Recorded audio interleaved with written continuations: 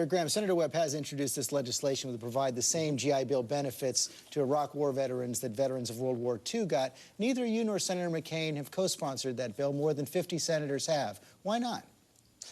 Well, number one, the first-term enlistee gets the same benefits as somebody that's been for 20 years.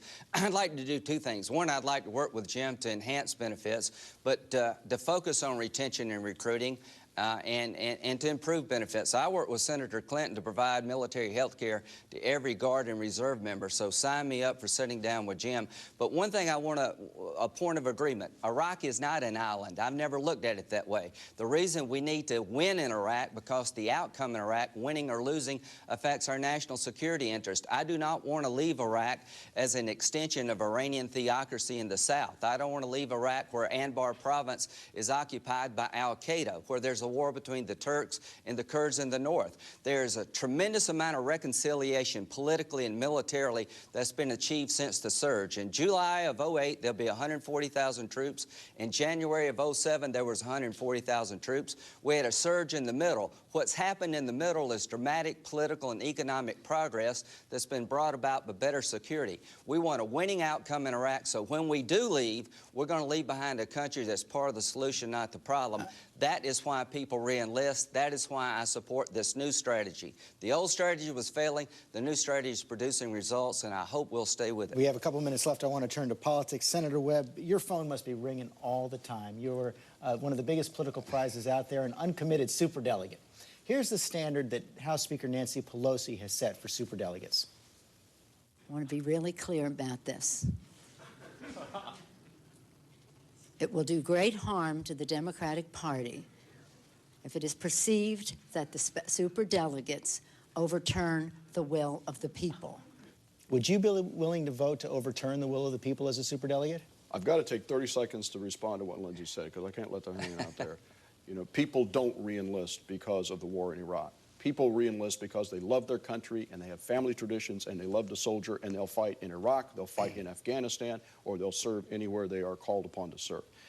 With respect to Iran, we need to look at what good national leadership can do, as we did with China, which was a nuclear power, a rogue nation, etc., back in the 70s, and we were able, through aggressive leadership, to address that. With respect to the superdelegate situation... You bought some time there. But well, that kind of needed to be said, because Lindsey and I go back and forth on I don't blame him one bit. You know, with respect to the superdelegate situation... Let's talk about your bill. The only kind I need to talk to you about that bill. John Warner's on it. Yeah. Okay, end of filibuster. Superdelegates. I think if they didn't want the superdelegates to have independent judgment, they wouldn't have created them. So you'd be willing to vote against the winner of the pledged delegates, the leader in the popular vote?